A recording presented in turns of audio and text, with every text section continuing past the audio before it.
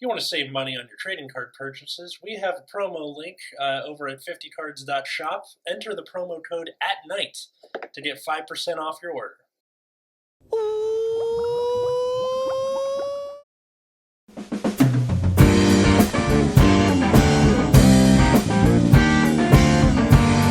Hey everybody, welcome to Nexus at Night, your weekly Vanguard podcast. I'm Atlas. I'm Matt. I'm Root Beer. And today we are talking about the possibility of a thing that I predicted months ago, or maybe it's just I was putting out vibes into the universe that I wanted this to happen. Wishful thinking, for at least for a little while. Wish fulfillment is more like it. So it was brought to our attention. This was sent to us by... Okay, well, this was posted on Boucheret's Twitter, but the idea for the episode was sent to us from our good friend Vices, at Visionary Vices on Twitter. Go follow them because this is interesting. So the tweet here from at Boucheret Events: Cardfight Vanguard shop tournaments starting in June. Shop tournaments for Premium and V Premium will be combined. Each participant may participate up to 4 times per month per store and receive up to 4 copies of the participation PR cards. What? So that seems like, blink if you miss it, right? So Vices quote tweeted this with, quote, "You say combined, but what I'm actually reading here is as follows. Thank you, players, for your continued support of Cardfight Vanguard. To streamline future events, we today announced that V Premium format will reach end of service on May 31st, blah, blah, blah." So basically, the idea here is that by combining V Premium and Premium shop challenges together, who's going to get enough people for V? Yeah. Also, I think I misread the tweet at first because it's actually just shop tournaments as a whole. Sorry, yeah, you're right. So yeah, I get I've said this for months that I think V just kind of needs to go the way of the dodo. I think a lot of people were speculating the end of V sometime this year. It's been looking pretty dire for the last little while now. Yeah. Premium 2 were but at least they gave us something, right? Here's a premium something. These TDs. Premium probably can't go away, so they have to keep it going, even if it's just out of obligation. But V has felt like a vestigial format for quite a while now. Vestigial is a good word, and especially because it starts with V, that I think it fits. Yeah. I find it interesting that they did Springfest with the, one of each format thing. Was that just supposed to be V Premium Swan Song or something? I don't know. It would have been more interesting if they would have just said it was, instead of just keep pretending that V is still real. Yeah. Until it isn't. Yeah, I guess. Yeah, because tri-regulation felt really weird, because this is obviously Standard's not going anywhere. And then Premium more or less can't go away. And recently they have been giving it nominal support just to keep it going. And then also there's a sizable fan base in the West, at least, for keeping that alive to some extent or another. Yeah, and then as they've added Shadowverse into their tournament circuit, it's all right, well, we've always had essentially 4 tournaments going on, right? Standard, V, Premium, and then Weiss. And now that Shadowverse is a thing, they're probably looking to shift around their tournament structure a little bit. And V is just the most obvious cut, right? It always has the lowest attendance. The format itself isn't receiving direct support anymore. They only print promos for it. And so there's not really a reason to keep it around anymore. Right. V Premium, I think, is interesting because it's of the formats that have existed. Nexus at Night has been around for literally the alpha to the omega end of it. Pretty much. because like you were doing the podcast like around the end of Legion, start of G era, I think, and then I definitely joined like halfway through G. Yeah. So you can go back and listen to our episodes where we were like, gee, I wonder what kind of imaginary gift is going to be given to these clans. And then we were sitting there going like, oh, because Nova Grappler is Excel, which one's going to be Force? Which one's going to be Protect? And then it just turned out they were both Force for the rest of Stargate. And like, you can go back and see our speculation of a now dying format. It's kind of like the Ozymandias poem. Right. To those who don't know, Ozymandias, also a very good Breaking Bad episode, is this? It's like a poem from, or not a poem, like a declaration on a king's statue about like how my empire will never die, and it was found in a desert somewhere. You know, its people long dead, its empire long crumbled, and now we're seeing that in real time. I mean, we were also there for like the end of the original era of the game, right? Barely, like 1 or 2 episodes, because the very first episode of the show is like one of the Bermuda Triangle sets. Yeah. But like if we're being technical, like the original series did extend into G, right? Like they didn't reboot until V started, right? So like we have been around for like the end of every era so far. And I will also say that, like, I feel like V format was when we were the most detached from the game. We were excited for the concept of imaginary gifts when they were first announced. And then in practice, I think the more we saw, the less we liked it. Like, I think gifts were fine in the beginning. Like, it really didn't... Like, this has been my conspiracy theory, but, like, that set with Mordred in it that led into, like, the Excel meta was when things started getting really bad. Like, that was when Excel decks as a whole got pretty good with... Oh, fuck, what was it? Like, I forget what the Murakumo unit was that was good at that time, but, like, that one... Hyuga. Yeah, Hyuga. And Silverthorns were both, like, decks that could gain advantage on their own, and then they had Force 2 on top of that. And then at the same time, like, this was the point where they started being a lot more open about giving decks, like, additional attacks. So, like, Mordred was the first very prominent deck, I think, to get, like, multi-attack in a Force deck. Like, it existed before with things like Great Dayusha. I'm trying to think if there were, like, other ones. Yeah. That like, felt way less... Great? Yeah, like the Great and Dayusha, that felt way less dynamic, though, than Mordred Phantom just being like, stand your whole board, or all your rear guards. And also, I think the Great didn't come out until, like, after. When did the Great come out? I think that was a little later. Yeah. I do not freaking remember. I don't remember, but the point is, like, up until that point, Force decks were largely 3 attacks, right? Yeah, Silver Dust Blaze. That was the set. This had no, you're thinking of the Cross. Oh right, damn it.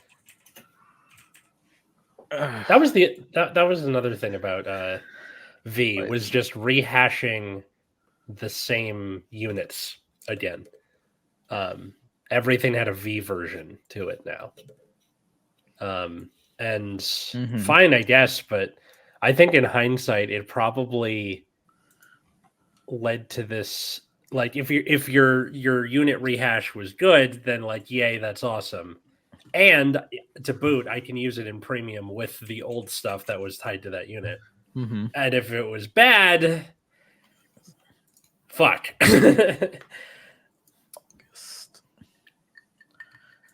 Okay, so the Great came out before Mordred did. So yeah, like, the Great was probably the first, like, major restanding deck, because that was the one where it's like, if your soul has a grade 3, you counterblast 1, discard 2, stand itself and Dragonic Neoflame, and they both get like drive +1. So that was probably the first, like, major multi-attack deck. Mordred was, like, multi-attacking and gift stacking. Yeah, that deck's whole gimmick was getting like a bunch of force gifts on one circle. Mm-hmm. So they could use what was that other guy? Something Thrust Dragon. I don't remember his name. Mm-hmm. I don't think that was out when Mordred was meta, was it? Or maybe I'm wrong.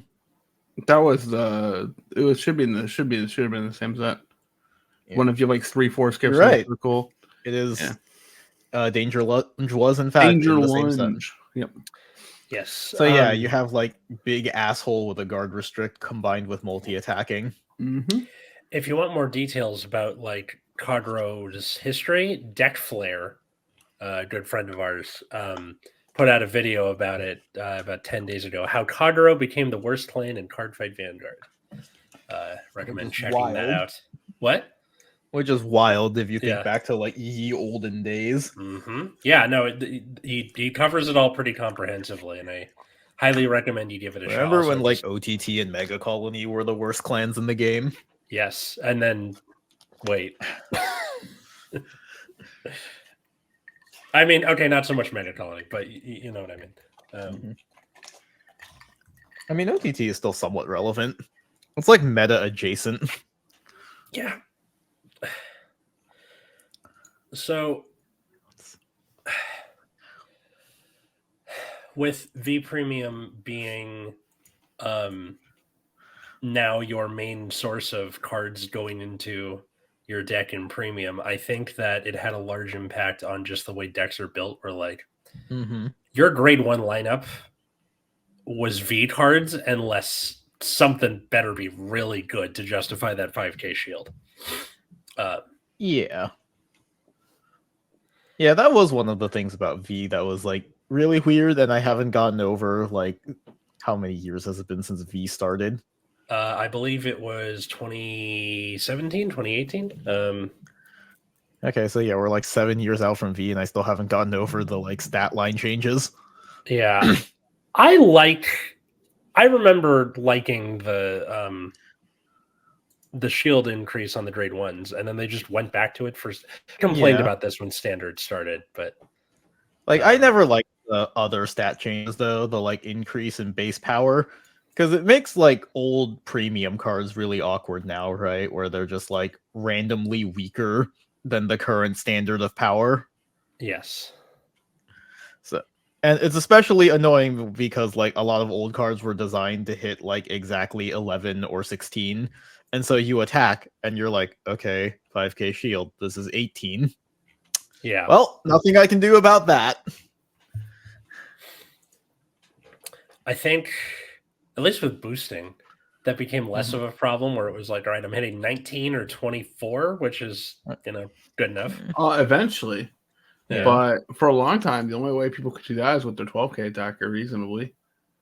So you didn't have one, or maybe only one of your columns had 12k attacker, your other column was probably not hitting it. And then your 12k attacker is going to die immediately, right? Yeah. Right.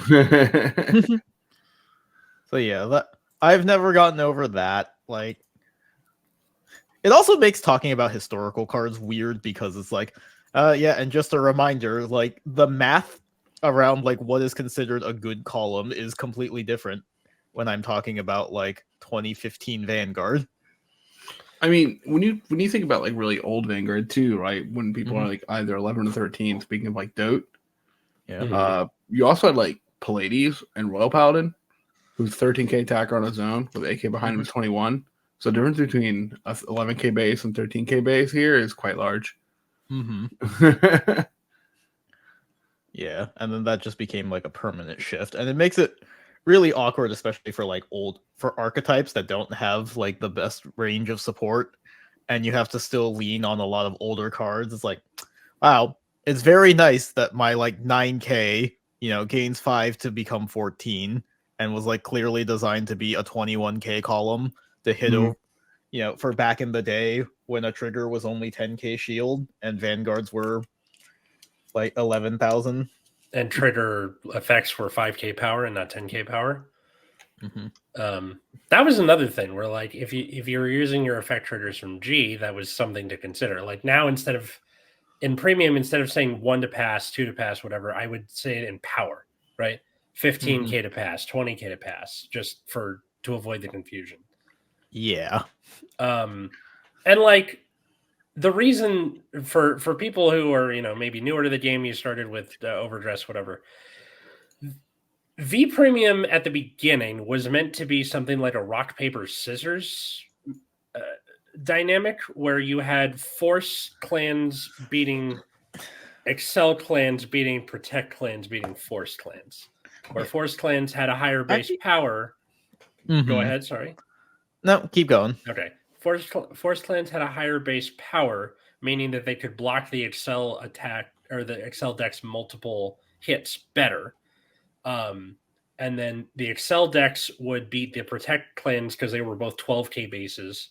And then you would just drain more cards out of the hand with the multi-attacks. And then Protect clans had the Protect gift to PG, the big but less attacks of the Force clans. And that all kind of went out the window by the time we got like 6, 7, 8 sets in. I would argue that went out like 3 sets in. Like as soon as we got Zanbaku. Yeah, you're right. Zanbaku was the harbinger of it all coming apart. Now, I'm glad that they didn't try to do that again in Standard, where they're not going to be like, all right, Stoicheia, Dark States beat Brandgate and Keter. They're just like, it's Vanguard again. We're not trying to do that. My other problem with the whole rock, paper, scissors thing was there are 24 clans, and they had 10 Force, 8 Excel, and 6 Protect. If you're going to do it rock, paper, scissors and have it be equal, why aren't you doing 8, 8, 8? Like, it all goes into each other. But that became a problem, but that, like you said, that only became a problem like 6, 7, 8 sets later because they took forever to introduce every clan. Yeah. It took forever to introduce clans, and then again now, like we saw with Zanbaku and Mordred, where the line started to blur pretty quickly, and the whole mechanic of it all just it didn't matter, By the time you get to like Sharhat Vampire, who just restands his front row, like that's not Protect. Yeah, so like I feel like they had a pretty cohesive design for early V, and then as power creep went on, they just threw a lot of those design decisions out of the window.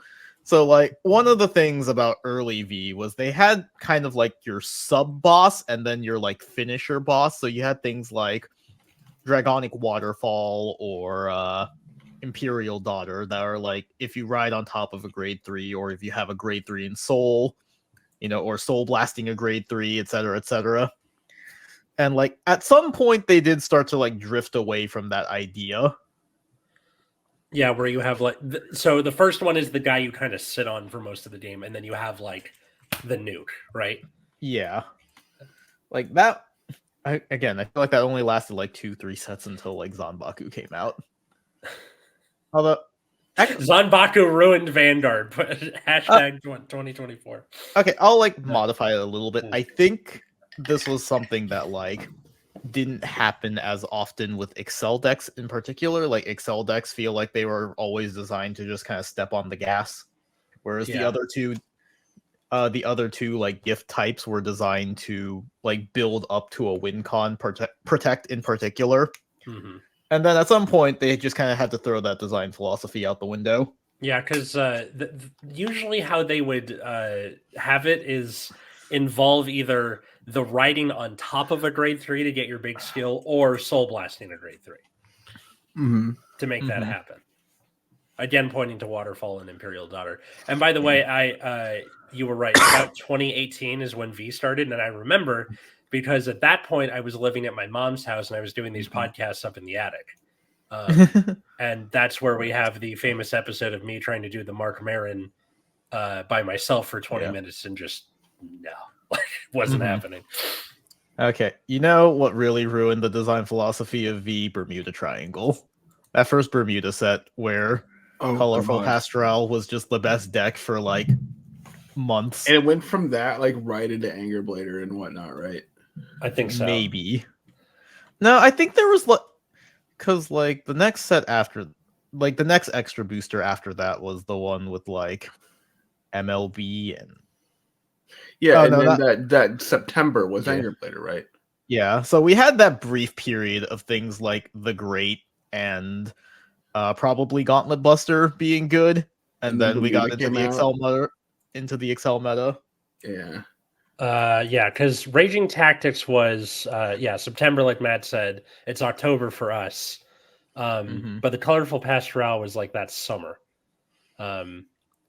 No, summer was like things like Aerial Steed Liberate. Like I said, like Phantasmal Steed Restoration was probably when everything shifted. That came out around September. That's the set I'm thinking of. Yeah. Because that was Mordred and Anger Blader, right? Yeah, and the Bermuda set was like May. And so we did have a brief period where they like choice restricted Sonata and Lieselot, and then the deck became fair, and then we had some things like Gauntlet Buster and the Great being meta for a little bit. Yeah, the real shift at Liberal Street, the Steed Liberation or whatever, is like on grade 3 ride started to become really freaking insane. Like Anger Blader did not care particularly. Yeah, but what Anger Blader was also the deck that got nerfed immediately. Yeah, but it lasted long enough for Worlds. That's all I needed to do. And then what? Riviera came out and got immediately hit. No, Riviera survived for like 2 months before they eroded it. I thought it was like basically eroded on release here. Oh, here I think so. I think in Japan it was like it came out and they immediately said you got a month. Yeah, like in Japan it lasted a lot longer. Yeah. I remember. Yeah, because Japan they were playing it at Worlds, but here they weren't. And so Narukami was like really good. Yeah. All right, let's start looking. This is Because too Vanguard early came out in that January. 2018. I'm just looking at like past topping lists right now to see what a time. Me too. God, I've just like blocked all of early V out of my brain. I feel but that Anger Blader thing was dumb because like there were so many times you'd just be playing the game and you're like, well, I could just die here and that's that. Like there's no, it could just happen. It could happen to you. Yeah. What are you supposed to do about it? You're supposed to hope. I also forgot about that time like Glory Maelstrom was good for a little bit. Ah, that's right. Oh yeah. That's funny that like I happen to be on my Glorious Justice while you talk about that. Because Glory Maelstrom. Around this time, Hugo was already out. It looks like Gauntlet Buster was like a good deck around that time too. And then there's like random shit like Glory Maelstrom in between. Yeah, and then Vanguard would come out early the next year. But people would still play Gauntlet Buster because they like pretending their opponent doesn't have a PG. Yeah. Yeah, so I do see like Anger. So yeah, I see like Anger Blader here, Mordred, Anger Blader. So yeah, around BCS in 2019 is when that like Excel meta became a thing. So you had shit like Gauntlet Buster, you had Anger Blader, you had Huga, and then like Mordred was one of the only decks that could kind of compete in that sphere. One of the like non-Excel decks that competed consistently in that sphere. The God, I can't believe I forgot that the very first like extra booster in V was all the tech booster guys with Tachi, Spikes, and Mega Colony, and it was just like hot garbage. Oh, I remember doing a case split for the Tachi stuff too, and it was just nothing. Yeah. God. You know, I feel like my time frame for like V's meta is completely skewed by the way they like numbered their sets, because you know in standard now they just keep the numbers going, right? Like we very rarely have extra boosters, whereas like they'll have a main set and then they'll have like 3 extra boosters before set 2 comes out, and so you have this image of things like Phantom Blaster and Zanbaku coming out like right after the first set because it's like set 2, but actually there were like 2 extra boosters between that had like Convention Police, Aqua Force, Mega Colony, and all that. Yeah, like it has its own set of numbering. Like they both start and then just because it's like run we parallel got to each other. V1, and then we got V Extra Booster 1, which had like Spike's Mega Colony and Tachikaze. Then I think we got V Extra Booster 2 that had Dimension Police, Grand Blue, and Aqua Force. And then finally we got like proper V Set 2 that had Pale Moon, Darker Mirakumo, Dark Irregulars, and Shadow Paladin. And so I feel like all of the like extra boosters in between main sets also made it really difficult to like keep track of what the meta looked like. In hindsight, it definitely does. That's for sure. The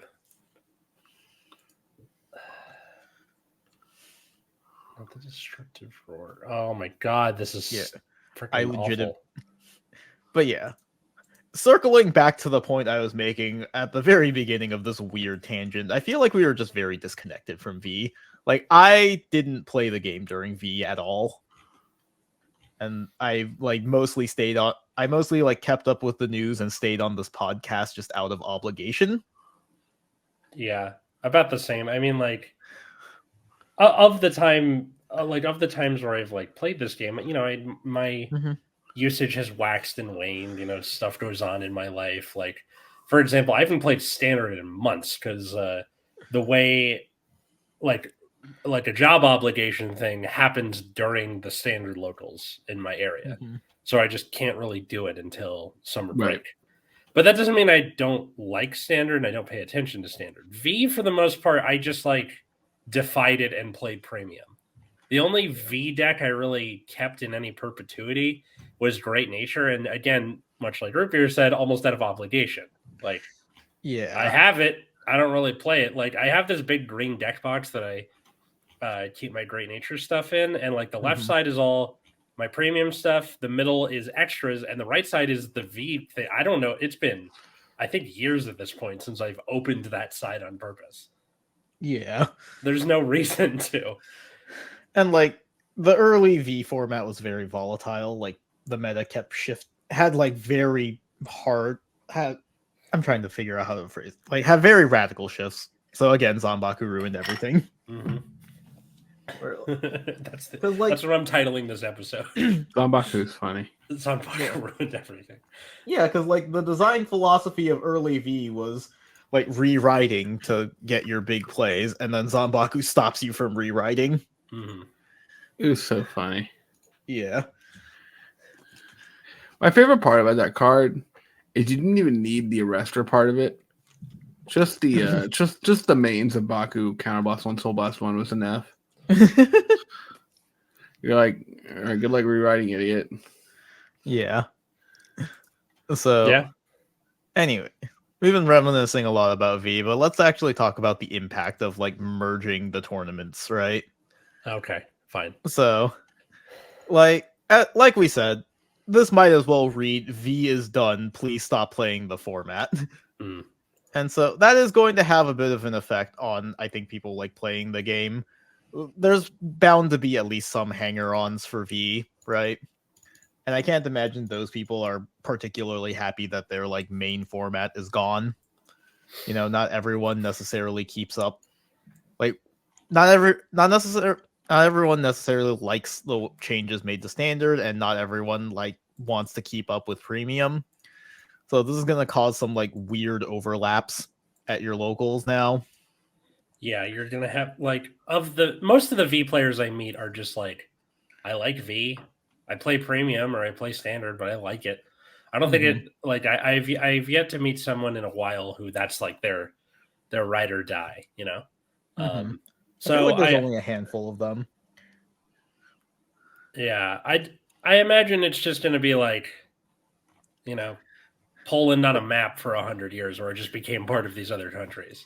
You have these people just melt into the other formats. I mean, I feel like we've gone long enough without any direct support that like people would have either moved on or moved to a different format, but who knows? Or even a different card game. I've definitely seen people just be like, I'm not, you know, V's not adding anything. I'm switching to Yu-Gi-Oh. That's what I mean by moving on. They just like moved on from Vanguard. Oh, gotcha. Yeah. you know, on the whole, probably the biggest consequence of V dying is that we're not going to get any like premium rearguard support, Right. which we've barely been getting anyways, but it does feel extra bad, especially for like newer archetypes that got introduced at the tail end of V. You know, and they never got their like second wave or whatever. Yeah, like I've brought this up very consistently in the last couple of years because Bushiroad's current design philosophy for premium seems to be, what if we just errata these like 10-year-old cards? Mm-hmm. Yeah. And, you know, that's very lame.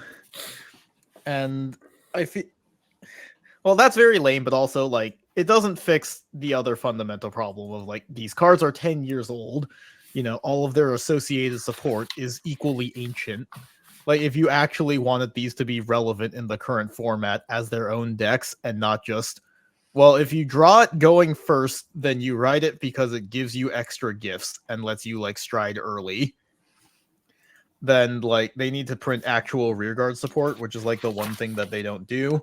And the current design trends of Standard moving into, like, Energy and the like means there's a much larger section of cards in Standard now that are just unusable in Premium.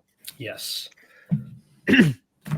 And even cards that you feel like should be usable in Premium, like one of the big criticisms of V is that like a lot of archetypes moved away from their original identities. And then now that they're retraining them again for D format, they're trying to stick closer to what the card originally was like. And so you have a bunch of support that just like doesn't work for the V version, which is probably the better pick for Premium, like most of the time. Yeah. Just because of how powerful and impactful gifts are. Like V rearguards have been so interesting when it comes to deck building, and usually what most people's decks are full of. Ditto, you know, double that now with the energy stuff. Mm-hmm. And I'm kind of sad to see it go. Like I the last like major V anything was the like little ride helpers, the pseudo amber clones. Yeah, that every deck got, and I thought those were fantastic. Those were really cool additions. And now, like the most recent things are like the grade ones that count as heals. Yeah, that's. I mean, I feel like they were like designated for V, and they feel like they were designed for, but like obviously they were just being designed for Premium. Mm-hmm. Bushra doesn't seem to want to, you know, kind of say it with their chest, right? V's, you're doing triple formats up. It's you combine it with Premium. We're not going to say it's dead. We can't say it's dead. Yeah. Like, I feel like they can get away with just saying that V is dead. Like V is already such a, like I said at the beginning, is such a vestigial format that like they could probably get away with that. Like they absolutely can't get away with trying to get rid of actual Premium. There's just no way. No. And I do wish they would give Premium more attention. Like, I think the rearguard issue for me really is just keeping me away from Premium. The rearguard issue and G guards also. That's a big deal. Yeah, G guards. G guards are like the clans that are doing the best are those that have the best G guards. I think it's not like completely 1-to-1, but like a good chunk of them have that. You want both, right? Like you want to have a like you're not going to play a bad strategy just because the rearguards are pretty good. Yeah, I mean, like. I think, for example, I feel like Royal Paladin would be in a much better position if their G guards didn't suck hot ass. Yes, absolutely. They have the rear guards and the Vanguard like pressure to make up for it, but like they don't have the like ability to live through whichever turn. So, and for people who are big fans of V Premium, if you made it all the way through this episode without clicking out, thank you. I understand, like, a thing you like disappearing or crumbling to pieces in your hands is hard. So if you are interested in, like, taking a look at one of the other formats, we have a series on our channel about how to turn your V Premium deck into a Premium deck with, like, very little interference. V to Premium transitions. We should probably finish that series. I should. A big part of it is like the people I want to guest with are like not available for the most part. Example, Solemn Vanguard is Solemn Pokemon now, basically. I don't know. Like, I haven't been able to get a hold of him in months. He's a busy man. Yeah. He's like off doing other stuff. Yeah, like I see him complaining about fire format too on Twitter. Yeah. Yeah, so fire format is something else. For Yu-Gi-Oh. Yeah, Yu-Gi-Oh also. Like, but I wanted to use him for Dark Irregulars, and I haven't. That was my next one. I feel like we could figure out Dark Regulars.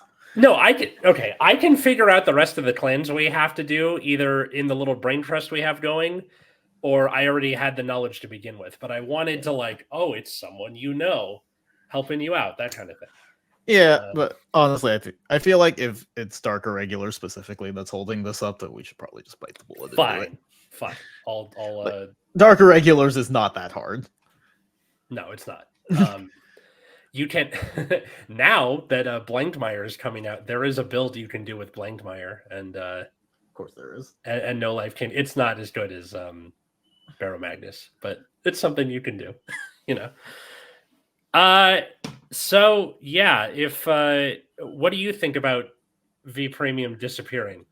Leave a comment below.